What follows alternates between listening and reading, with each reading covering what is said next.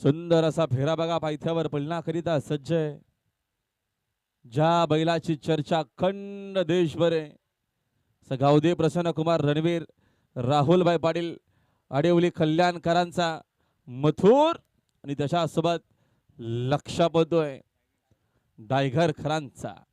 लक्षदा समोर सुंदर असा फेरा पळतोय.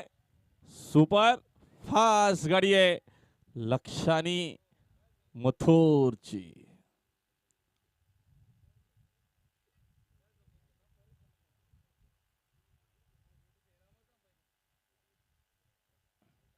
व्हॉट्सअपला भरपूर गाड्या जमलेल्या आहेत. बैलगाडा मालकांना विनंती असणार आहे की आपण अधिकचा वेळ घेऊ नका.